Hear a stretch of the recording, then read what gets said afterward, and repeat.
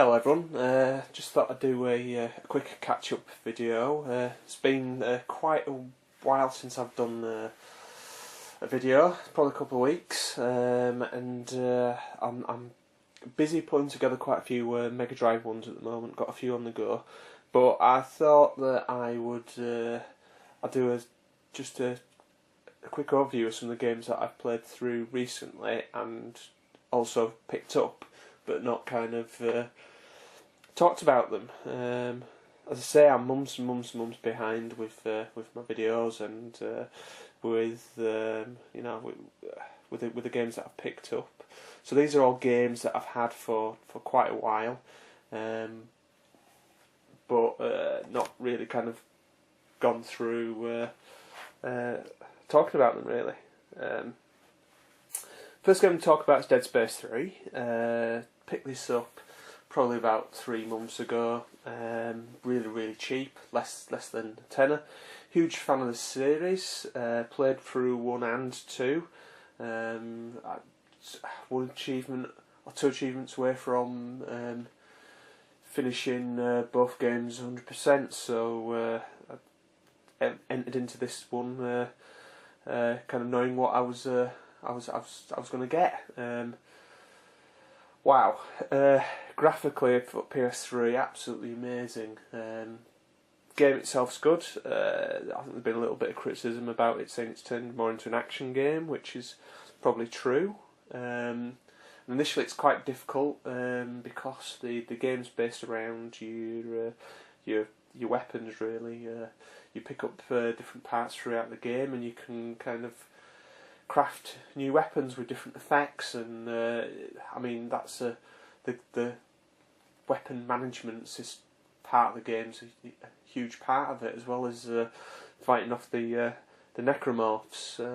Must admit, I do like the kind of more action-based aspect. I wish there was a bit more horror in there, and it was a bit more creepy. But there's some interesting boss battles in there, and the snowy kind of like setting of the game's really different, less kind of claustrophobic corridors, and it's just really nicely acted.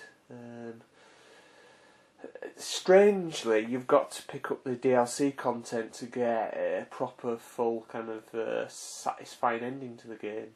The game's kind of the ending in the game itself's pretty good, but to get the proper ending story, there's the DLC story pack that came out. That's I'd highly recommend you downloading, because you'll see a slightly different end. But yeah, lovely game. No special edition on this one. No kind of thrills really either. Just just a bit of DLC, just your online pass and game disc, and that's about it really. Next game I'm going to show you is there we go, Beyond Two Souls. I had this recommended to me by my friend Warren, and he kind of put it up there really with the 3 PS3 releases, up with Tomb Raider and The Last of Us. He really enjoyed it, and I must admit I enjoyed it too. Storyline, it's very cinematic. It's quite kind of spooky in places. It's also quite slow in places, which doesn't sound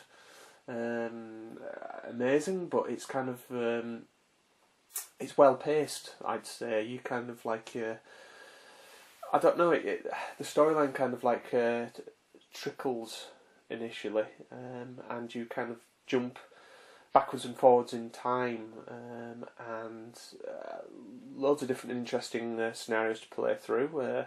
One point your character becomes homeless. One part you kind of work on a ranch, and I thoroughly enjoyed it. The voice acting with William Dafoe and Ellen Page on it is top notch. Such a kind of cinematic game, really. I think it got a lot of criticism for just basically being an interactive story, but I think it's a little bit more than that.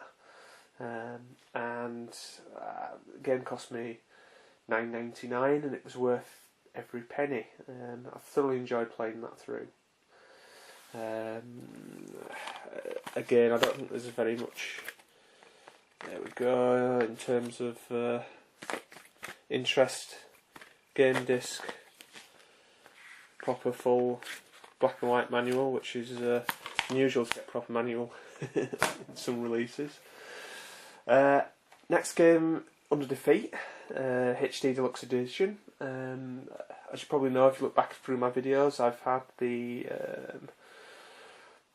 360 limited edition version for a long time now, since release, but I was offered the opportunity to pick this up brand new for, I think it was around about £8, so I thought I'd give it a go, and it's very, very, very good fun, as per usual. These the 360 and PS3 versions, I still think they're the definitive versions, even nicer than the Dreamcast version, because you've got that lovely new play mode, and I think it's great.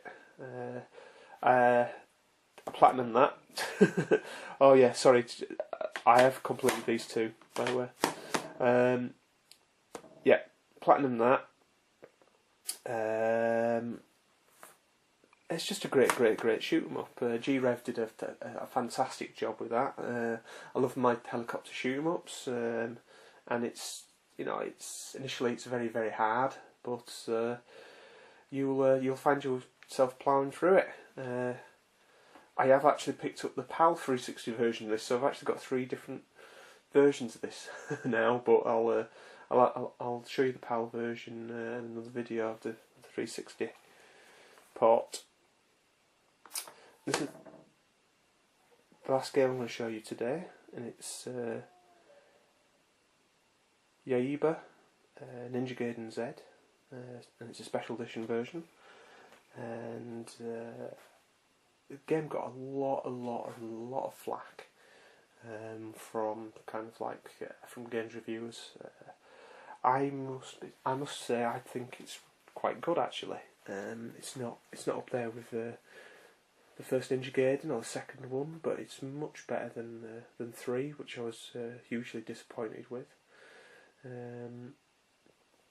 Very much more action orientated. It's more like an old school arcade beat 'em up, stroke slash 'em up really.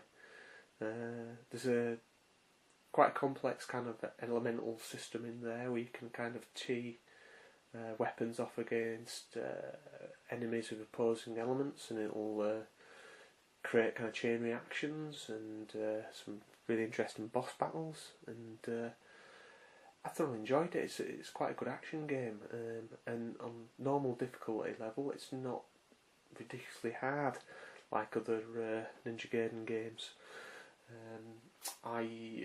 The last boss is a bit tricky, but that's down to there not being a reset point, so it's quite a long boss battle, and if you get killed in any part of it, then you go straight back to the beginning, which is a touch frustrating. But getting to that point is, it's not the most difficult thing in the world. So quite an accessible Ninja Gaiden game, or Ninja Gaiden game. So yeah, I really enjoyed it. It has to be said, I really did. Another one I completed as well. And yeah, you get a little bit of DLC in there. Full colour manual, which is hugely unusual for a PAL release. And you also get, there we go, a little Dark Horse Ninja Gaiden comic book, and I believe that's a prequel story to the main game itself. A lot of games seem to kind of have that in there, really. I'd say it's a worthy addition to the series, really. So yeah, I think some hardcore Ninja Gaiden fans might find it not as good, or as complex. But the combat system is really quite slick. It's not like the Ninja Gaiden 3 where it's very hit and miss sometimes as the combat, and I certainly enjoyed it. Very challenging. So I hope you kind of you enjoyed that look through some of the PS3 titles that I've picked up and completed over the last few months. I'm currently working through another PS3 game, which I'll show you in another video when I've completed it. So thank you for watching, and I will see you in the next video. Goodbye.